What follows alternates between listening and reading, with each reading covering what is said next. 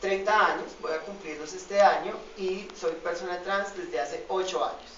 Entonces, para mí este no, digamos que no es un tema reciente, porque todo lo que pasa en mi vida pasa rápidamente y pasa vertiginosamente y con una cantidad de información increíble, pero digamos que mis vivencias desde el género sí se viven desde la primera infancia sin ser dentro del tránsito. Entonces quiero que eso quede claro para que ustedes entiendan de qué es lo que estoy hablando, porque pues yo lo definí así, como quería aclararles que mi tránsito no comenzó en esa etapa de la vida y que la búsqueda de un modelo masculino se ajusta más a la preocupación por evitar la construcción de una orientación sexual diversa en la homosexualidad. O sea, si hay un problema para mí, desde mi familia y desde digamos, los orientadores y orientadoras que estaban, y los docentes que estaban conmigo, y era la preocupación que ellos sentían de intentar evitar que yo construyera una vida desde la opción de la homosexualidad, o sea, de ser un hombre gay. A ellos les parecía preocupante porque pensaban que yo iba a ser una persona vulnerable, que iba a ser una persona víctima de burlas, una persona pues matoneada en una sola palabra.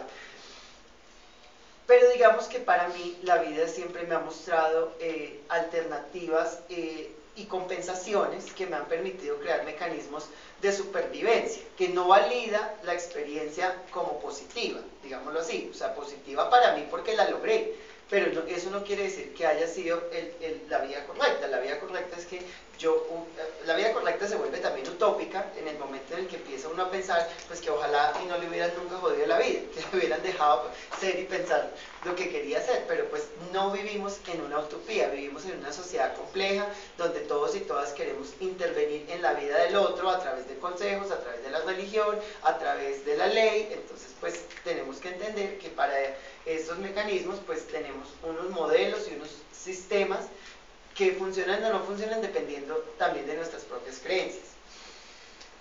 Y toda esta dinámica se complejiza en el momento en que el modelo familiar que yo tengo es diferente al modelo nuclear tradicional del que todo el mundo habla como válido en ese momento. Estamos hablando de los años 80, donde pues aún era complicado que una mujer fuera madre soltera. Mi mamá es madre soltera, yo soy hija única, no tengo más hermanos. Fui criada en una casa de mis abuelos, ¿sí? Donde la mayoría eran mujeres, mi abuela, mi tía, mi mamá, ¿sí? Y obviamente hay una cantidad de circunstancias, digamos, adicionales que le van poniendo como todos esos, yo lo diría como todos esos aderezos a ese cóctel familiar que fueron formando la persona que soy hoy en día.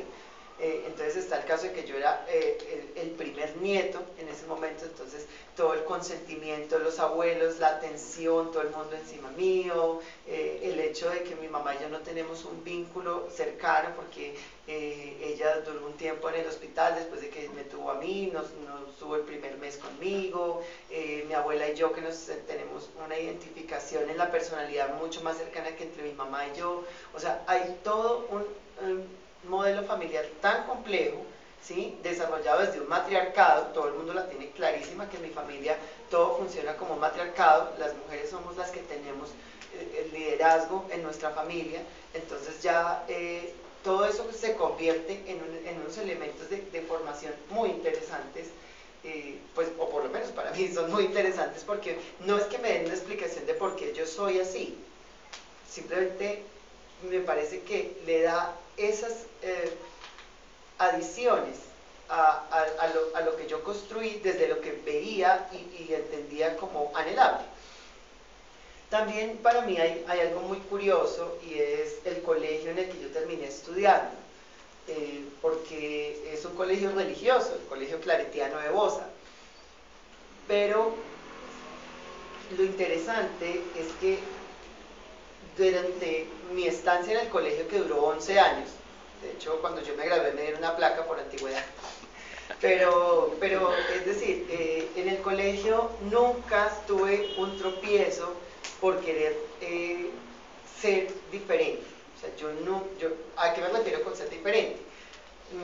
Esto va a sonar muy cliché, pero no lo es. me refiero.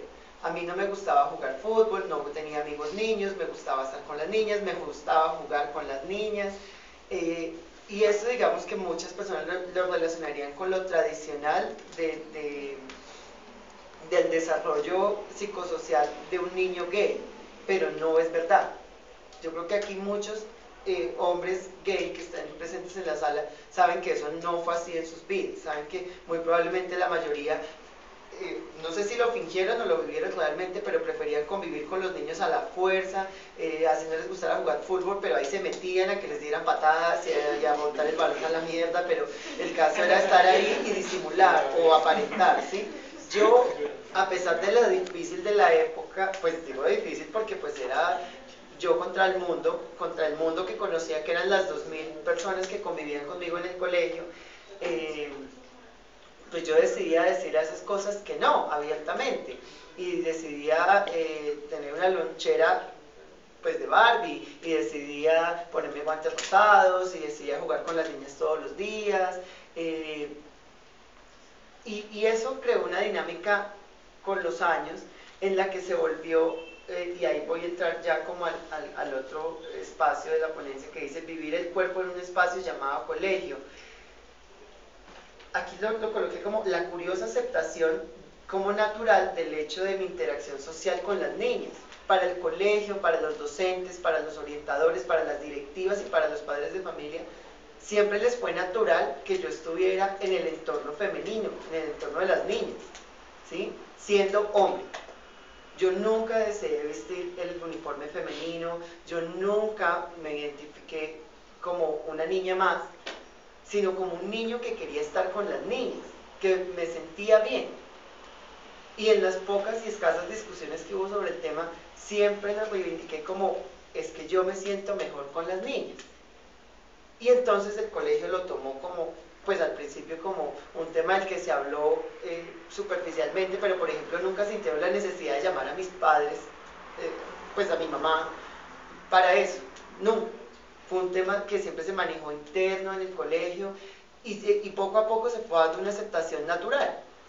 Entonces, y llegó al punto, ya cuando estábamos, pues antes de graduarnos, que a mí me incluían en las actividades de las niñas. Yo podía ir a la convivencia de las niñas, ¿sí? Yo podía en los retiros espirituales quedarme con mis amigas de toda la vida en un cuarto con ellas. Y obviamente eso suscitaba polémicas porque los otros compañeros heterosexuales obviamente decían, no, pero ¿por qué él sí? Nosotros amigos queremos quedarnos en las niñas. No, ustedes no. Gracias. Pero eso hacía que para mí convivir fuera natural, porque para la gente, a fuerza de mi insistencia, se volvió natural el hecho de que yo tuviera ese desarrollo social. Y también entonces, aquí lo coloqué como padres y madres, cómo viví el respaldo de las diferentes familias a raíz de otros talentos como el rendimiento académico o la participación en actos culturales. Yo en los últimos años de mi bachillerato, o sea, como desde octavo, tengo un grupo de amigas que hoy en día las considero como si fueran mis hermanas, porque pues crecimos juntas, nos emborrachamos juntas, lloramos juntas, hicimos locura juntas, y éramos como una familia porque todos nuestros papás y mamás trabajaban, yo era hija de madre, bueno, dos de nosotros éramos hijas de madres solteras, otras dos eran de padres que se estaban divorciando o que ya eran divorciados, una que tenía una familia funcional entre comillas, pero tenían un papá que era sumamente machista, exigente, controlador, entonces entre todas compartíamos los 5 papás y las 5 mamás, y éramos una gran familia. Y yo nunca fui víctima digamos, de un hostigamiento familiar por ninguna de las 5 familias, ni nunca fui presionada, digamos, a actuar como hombre o actuar como, digamos, dentro de algún estereotipo, porque creo que se daba por natural el hecho de que yo era una persona diferente, que funcionaba y encajaba dentro del entorno de cada una de sus hijas mujeres. El asunto ahí también estaba en que era conveniente, porque es que yo era una persona, digamos, con un rendimiento académico brillante, era una persona que tenía un reconocimiento cultural y deportivo dentro de la institución académica, entonces yo tenía buenas notas, participaba en todos los izadas de bandera, en todos los bailes, en todos los grupos pues, externos, obras de teatro, entonces eso era de interés para esas familias, querían que sus hijas también tuvieran esas iniciativas y fortalecieran su liderazgo para que se volvieran unas buenas estudiantes. Entonces había un tema de conveniencia. No sé si en algún momento lo hablaron dentro de ellos, pues como nos aguantamos a esta persona con el hecho de que vincule a nuestras hijas con estos procesos, pero sí sé que funcionaba como por ese lado, porque siempre era evidente que cuando hablaban de qué era lo valorable, lo rescatable de mí, era eso, ¿no? Era lo buen estudiante que era lo participativo, entonces pues finalmente entonces se vuelve, ¿qué hubiera pasado si yo en algún momento de la vida hubiera decidido, o bueno, no hubiera decidido, no hubiera tenido esos talentos, esas capacidades? ¿Qué habría sido de mí, de mi interacción social? Tal vez no hubiera tenido aceptación con esas niñas, hubiera sido una persona que habría que se iba a aislar, no lo sé, pero creo que es importante pues compartir con ustedes esa vivencia. Yo tuve un apoyo muy importante con el Departamento de Orientación y Psicología del colegio. Creo que ellos fueron como los pioneros y los encargados de llevar algo que se había obviado como natural, pero que también era evidente que era tabú y que era mejor no hablarlo, pues que los orientadores sí se empezaron, las orientadoras, porque era un grupo de mujeres que trabajaba ahí en el Departamento de Psicología, ellas yo creo que sí veían que había una problemática en silencio y que era mejor fortalecerme a mí, ¿sí? Como persona, darme unas herramientas de autocuidado, unas herramientas de amor propio, unas herramientas de conocimiento, de desahogo, ¿sí? Pero también darle a los estudiantes que se vinculaban conmigo la posibilidad de ver y conocer la diversidad. En esa época pues obviamente no había todo este cuento del discurso LGBT, no se hablaba de la homosexualidad, o sea, no se hablaban de muchas cosas, pero sí se hablaba de la diferencia hacia el otro, se hablaba del respeto, de la tolerancia, de así nuestros amigos sean diferentes, o sea, yo sí veía una intención muy clara en ciertas actividades en las cuales desde mi experiencia querían hacer que los estudiantes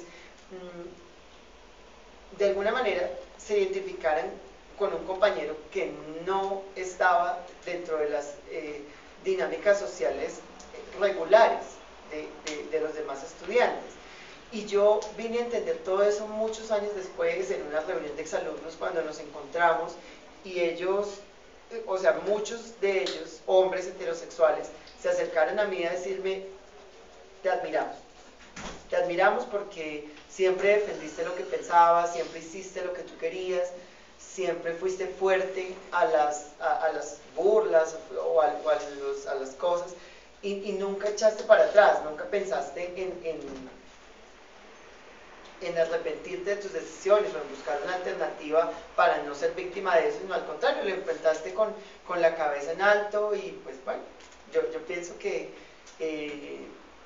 eso me dio a entender que siempre fui parte de una comunidad desde un enfoque diferencial.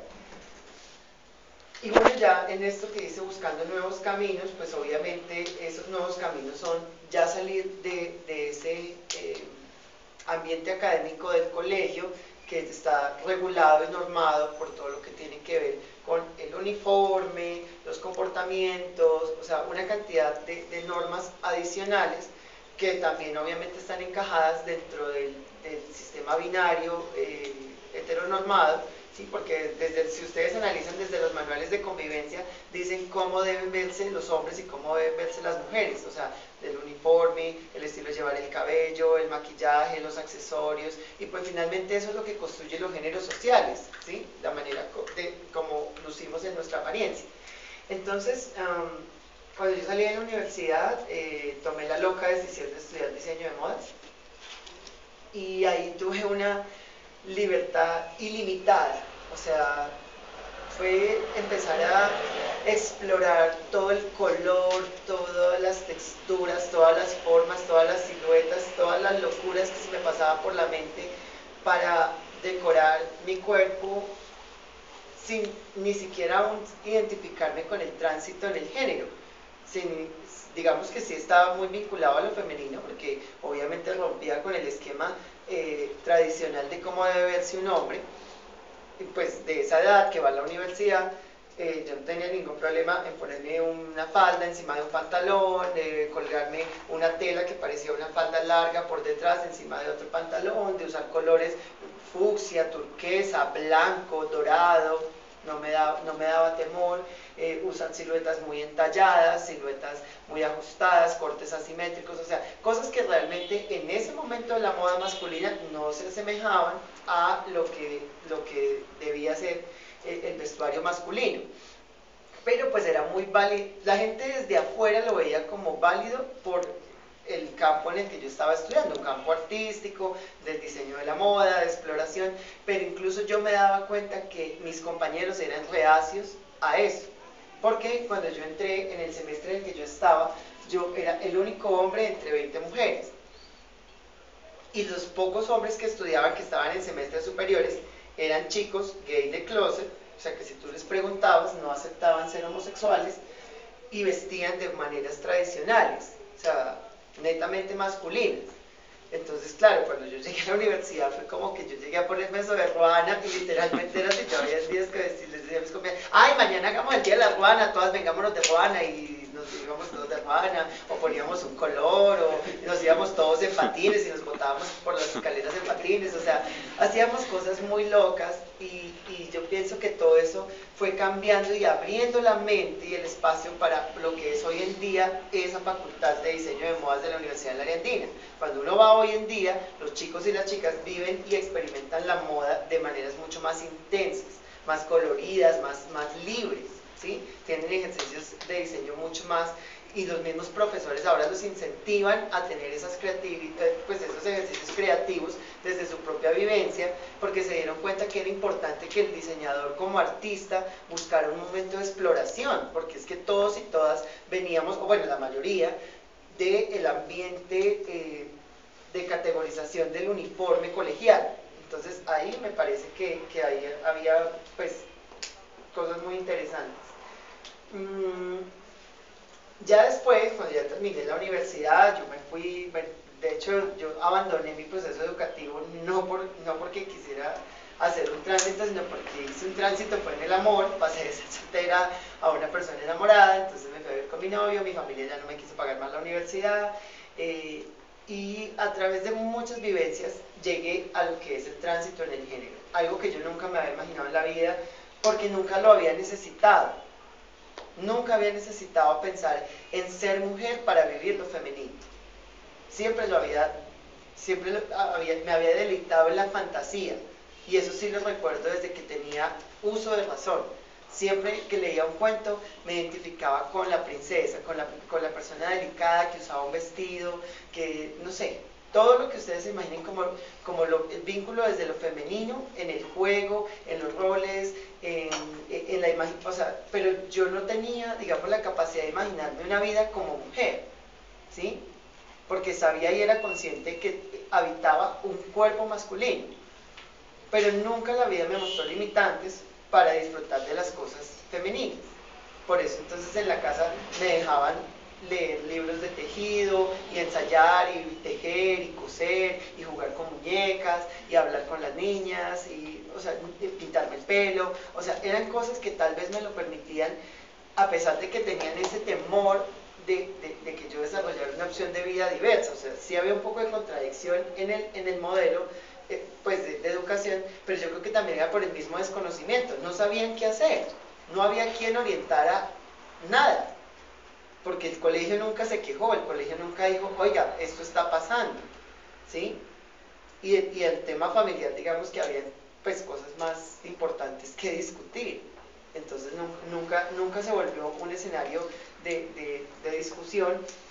Entonces, para mí, el tránsito en el género realmente sí llega como algo inesperado, como algo que yo no lo había tenido dentro de mi proyecto de vida, pero llega un punto en el que, pues, son muchas circunstancias, pero yo tengo que decidir entre ser mujer o morirme de hambre.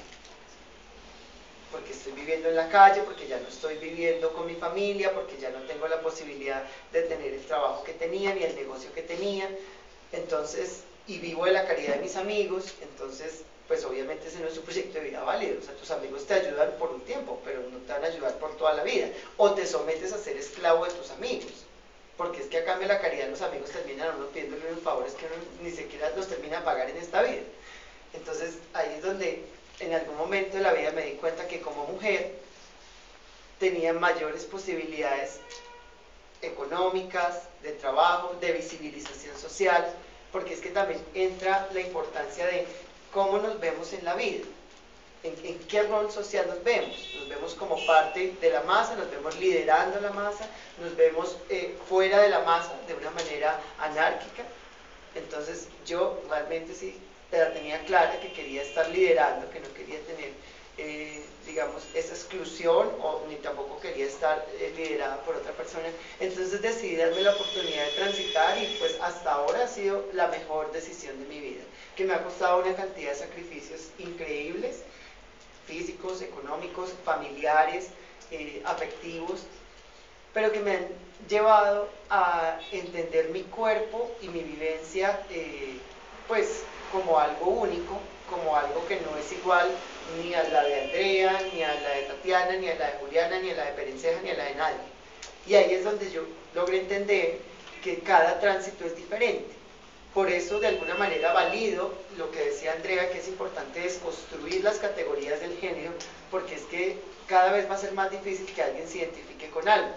Porque es que la vivencia de los hombres homosexuales cada vez es más diversa, de las mujeres lesbianas cada vez es más diversa, y de cada una de las categorías de los subsectores LGBT las cosas se vuelven más y más diversas. Entonces, pues muchos discursos hoy en día se plantean desde las masculinidades y las feminidades. Yo hoy en día prefiero que hablemos de personalidades.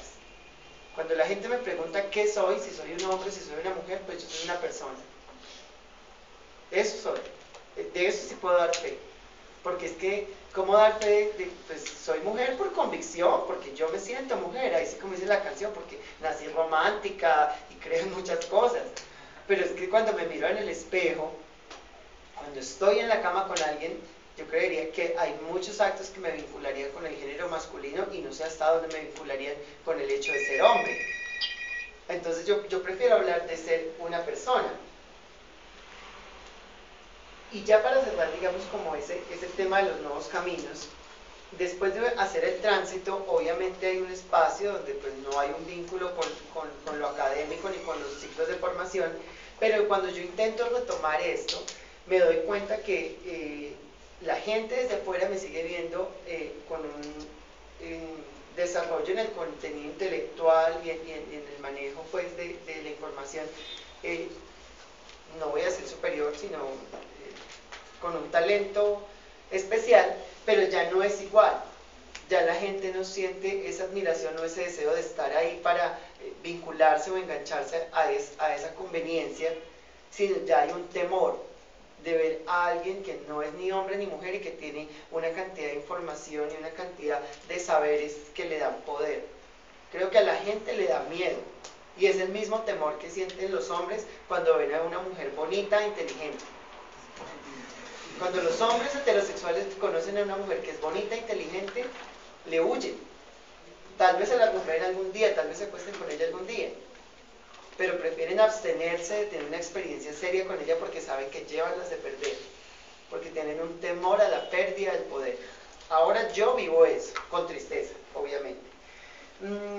Hay una última parte de la ponencia que dice que si necesitamos una nueva educación, entonces lo coloco aquí como que desde qué aspectos podemos pensar en una nueva educación sin género, sin haberse dado las condiciones del tránsito social, con el apoyo de padres, directivos y orientadores. Era lo mismo que veníamos hablando sobre mis acotaciones a la intervención de Andrea. Sí es importante que hay muchos activistas, sobre todo las mamás lesbianas y las personas homoparentales, y bueno, todas las personas de la nueva ola, llamémoslas, que quieren hablar de la crianza de unos hijos sin género. Eso es interesantísimo, es utópico, pero ¿cómo lo vamos a hacer? ¿Cuáles son las herramientas? Entonces, ¿cómo les vamos a enseñar a los niños eso que decíamos, de cabeza, hombros, rodillas y pies. Bueno, sí, entonces si es sin género, entonces ¿qué? ¿Los seguimos asexuando? Y si son personas trans, ¿cómo les vamos a enseñar su cuerpo? Y si ya estamos hablando de adolescentes o de personas en la pubertad, ¿cómo les vamos a hablar de que si son trans tienen que hacer una gestión con los padres para los tratamientos hormonales? Es que hay una cantidad de cosas pues que hay que hablarlas primero nosotros antes de compartirlas con los niños y las niñas. Porque es que no los podemos confundir, no podemos hacer lo mismo que pasó con la ciudad y con tantas cosas que se fue construyendo sobre el error. Porque es que aquí estamos hablando de la identidad de género, ¿sí? Y la identidad de las personas, de los niños y niñas que todos y todas, por ejemplo, ustedes como docentes, nosotros como sociedad civil, los padres de familia, tenemos la responsabilidad sobre esos niños y niñas.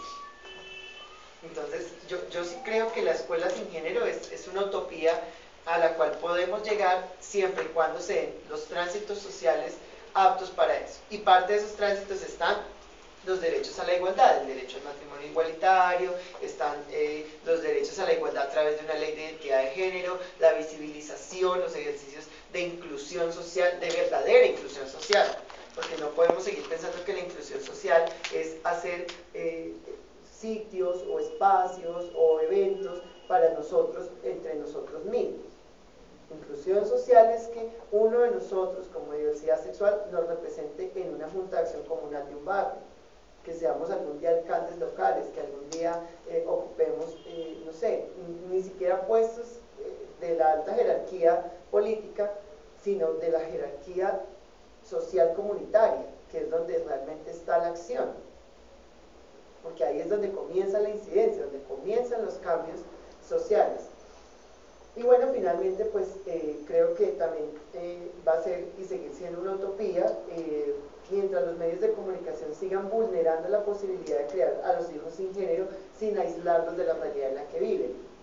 Porque es que todo, o sea, uno puede buscar el colegio donde hablen de una escuela sin género y ser los dos papás o las dos mamás o el papá y la mamá convencidos de que los van a criar sin género y van en esa, pero el chino prende el televisor y hasta ahí llegamos.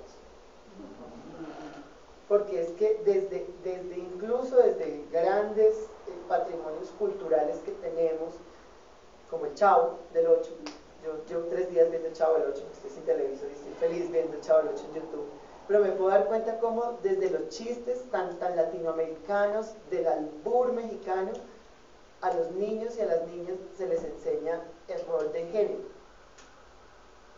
Y si uno revisa todo el contenido mediático, son muy pocos los programas de televisión que realmente pueden hablar de un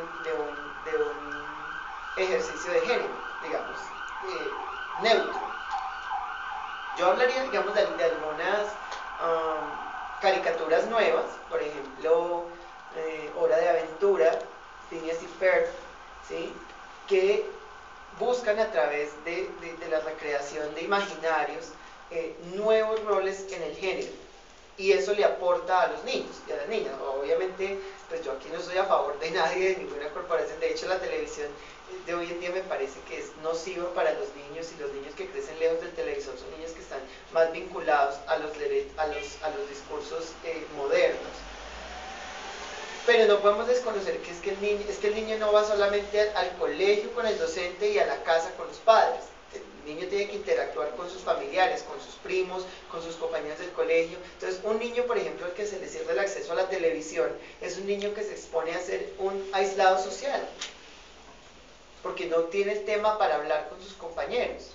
Y es que a nosotros mismos nos pasa, o a mí me pasaba en una época cuando yo veía televisión, que si me perdía el capítulo de la novela, al día siguiente en la oficina uno no tiene de qué hablar, porque todo el mundo está hablando de lo que pasó anoche en Tres Caínes, y pues, no es el tema de uno. Y si tú hoy no sabes, y mañana no sabes, y pasado mañana no sabes, pues no estás en ninguno de los días en la conversación y te van aislando, te vas haciendo a un lado. Entonces, no sé si nos vamos a exponer a criar a un montón de niños resentidos sociales por el hecho de querer criarlos sin género. El sin género me parece que es una utopía, pero que debe estar en nuestras mentes, no como algo inalcanzable, sino algo por lo que hay que trabajar mucho más desde los espacios académicos, desde la inclusión comunitaria y desde el ejercicio pedagógico. ¿Y ya?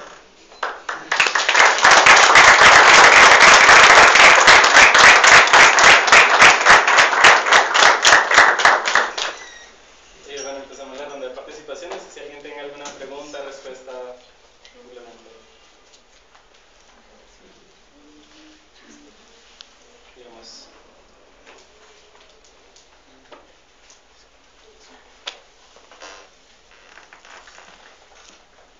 Bueno. Entonces. Fui contundente. Bueno, entonces yo creo que les podemos entonces dar las gracias a Totoya. Muchísimas gracias por venir.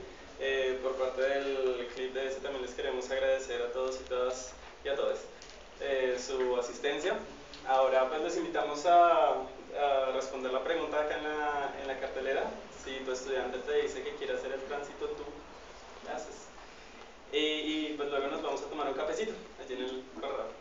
Y claro, también pueden tomar piezas informativas de la mesa.